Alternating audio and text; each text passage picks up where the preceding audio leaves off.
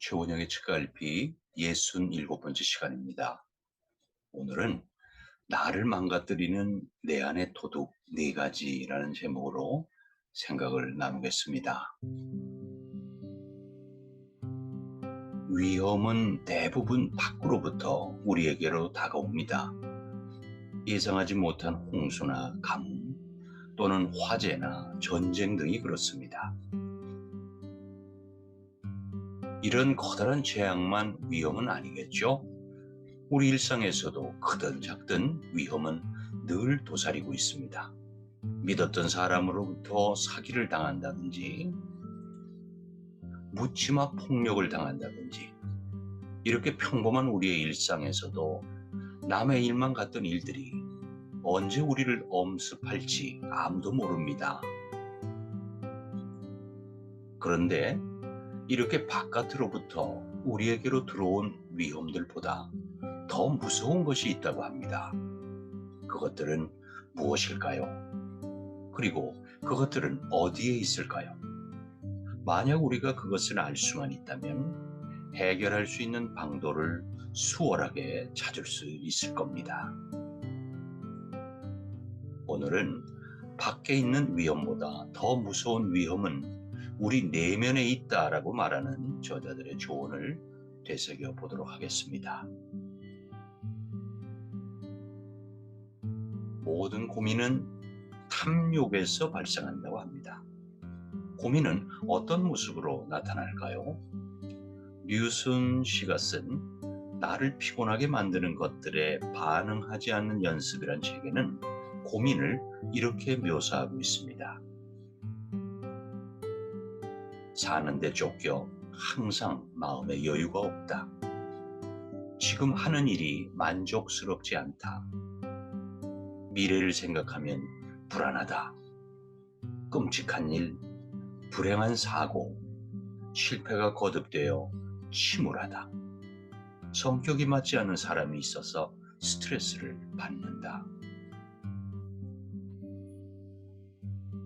불만족스럽고 불안하고 침울하고 스트레스를 받는 그 일들이 사실은 내 마음이 부추기는 장난임을 우리는 알아야 합니다.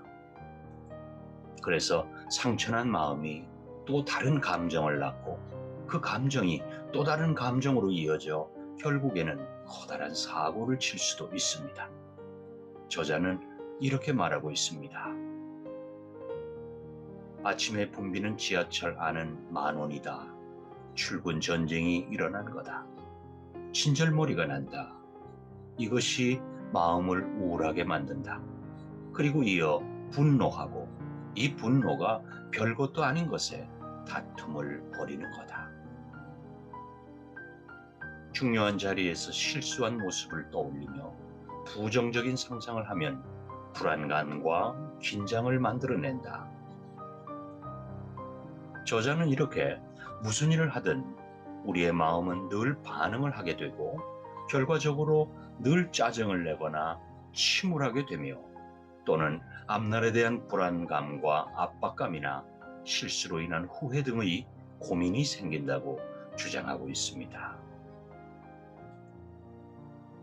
잭 콘틸트라는 분이 쓴 아잔차 스님의 오두막이라는 책에서요. 저자는 인간의 어리석음을 이렇게 지적하고 있습니다. 사람들은 몸과 함께 시작되는 생명의 요소들이 안정적이라고 믿는다. 아이가 풍선을 갖고 놀다가 가시에 찔려 풍선이 터지면 운다. 그러나 총명한 다른 아이는 풍선이 쉽게 터질 수 있음을 알기에 터져도 그다지 슬퍼하지 않는다. 나중에 배설할 것은 조금도 생각하지 않고 맛있는 음식만 실컷 먹는 식도락가처럼 사람들은 죽음이란 사실에 눈을 감은 채 장님처럼 산다. 그 뒤에 자연이 부르면 아무런 준비도 없는 그들은 어디로 가야 할지 모른다. 죽음을 생각하면 지금 어떻게 살아야 하는지를 우리는 곱씹어 볼 수 있습니다. 그래야 살아있는 동안 의미 있고 가치 있는 일에 매진할 수 있을 겁니다. 저자의 이 말은 우리가 영원히 살 수 있다는 환상이 우리의 탐욕을 부추기고 있다는 사실을 경고하는 말입니다. 저자는 바깥에 있는 위험보다 더 무서운 것은 내면에 있는 것이라면서 그것이 우리들 마음의 평안을 빼앗는 것이라고 지적합니다. 그리고 그것은 내면에 있는 바람, 불, 물, 도둑입니다. 바람에 대해서 알아보자. 사물은 감각기관에 접촉해서 충동과 욕망, 화, 어리석음을 일으키며 우리 안에 좋은 것들을 파괴한다. 흔히 나뭇잎을 나부끼게 하는 바람만 보지만 감각의 바람을 잘 지키지 않으면 욕망의 태풍이 일어날 수도 있다.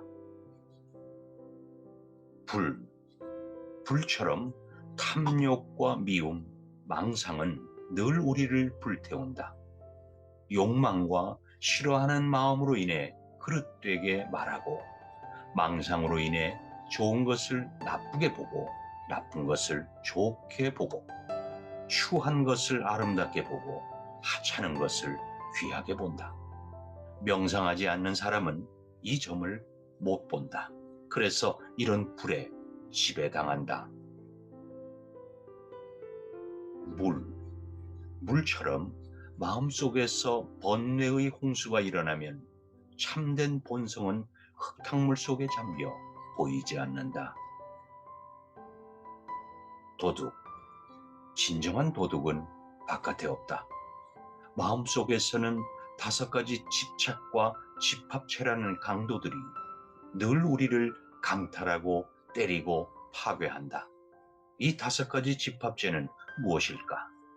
몸, 느낌, 기억과 지각, 의지 및 마음의 다른 요소들, 그리고 의식이다.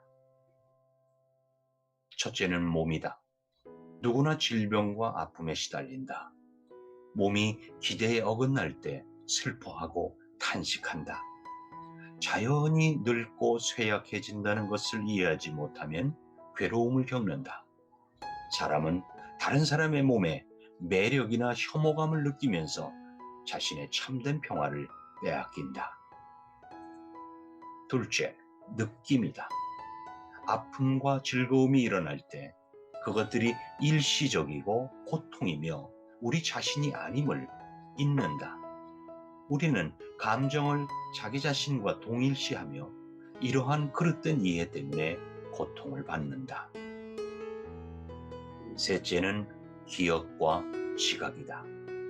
인식하고 기억하는 것들을 자기 자신과 동일시하면 탐욕과 미움, 망상이 일어난다. 잘못된 이해는 습관이 되고 우리들의 잠재의식에 저장된다. 넷째는 의지 및 마음의 다른 요소들이다. 마음 상태의 성질을 이해하지 못하면 여기에 반응하게 되고, 그러면 생각과 느낌, 좋아함과 싫어함, 즐거움과 슬픔이 일어난다. 우리는 그것들이 일시적이고 고통이며 우리 자신이 아님을 잊고서 그것들에 집착한다. 다섯째, 의식이다. 우리는 나는 무엇을 안다. 나는 무엇이다. 나는 어떻게 느낀다. 라고 생각하면서 자신이 다른 존재들과 분리되어 있다는 망상, 자아가 있다는 망상에 얽매인다. 저자의 지적에 고개가 끄덕여집니다. 누구나 병에 시달리고 늙는다는 사실을 받아들이면 아픔이든 즐거움이든 그것이 일시적이란 점을 받아들이면, 또는 과거의 기억을 나와 동일시하지 않으면, 또는 고통과 슬픔 역시 일시적임을 받아들이면, 나 스스로가 모두 다 안다는 망상에서 벗어나면 누구나 마음 도둑으로부터 우리 스스로를 지킬 수 있다는 겁니다. 저자는 이렇게 일러줍니다. 이런 도둑들, 즉 그릇된 이해는 그릇된 행동을 낳는다. 부처는 승려들에게 이 5가지 집합체의 참된 성질을 가르쳤고 그것들을 나 자신이나 나의 것으로 붙들지 않고 놓아버리는 법을 가르쳤다.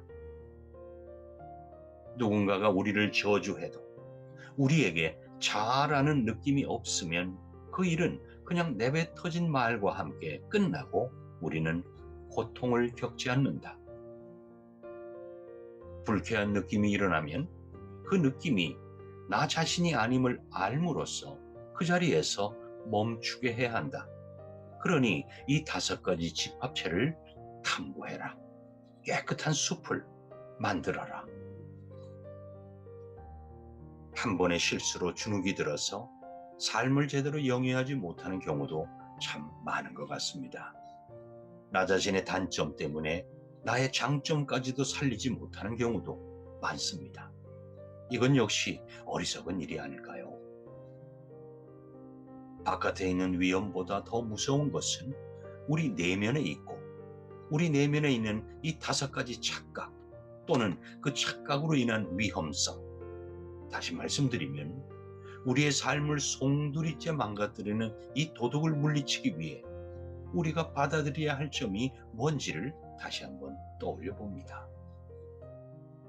몸, 느낌, 기억과 지각, 의지 및 마음의 다른 요소들, 그리고 의식, 이렇게 5가지였습니다. 저는 저자의 이 책들을 읽으면서 나이가 들면서 어쩔 수 없이 찾아오는 질병이나 병마를 있는 그대로 받아들이고 지금 느끼고 있는 이 불편함이나 분노, 미움 따위의 이 감정이 영원한 것이 아니라 일시적이라는 사실을 받아들이며 그 사람에 대한 나의 기억이나 인식이 틀릴 수도 있다는 태도로 그 사람을 마주하고 좋고 싫음 자체도 일시적이며 내가 모두 안다고 믿는 것 자체도 사실이 아닐 수 있다는 너그러운 마음으로 살아야겠다. 이런 다짐을 해보았습니다. 고맙습니다. 최원영의 책갈피 67번째 시간 나를 망가뜨리는 내 안의 도둑 4가지라는 제목으로 생각을 나눠봤습니다. 여러분 다음 주 월요일까지 건강 잘 지키시고요. 반갑게 그때 뵙겠습니다. 고맙습니다.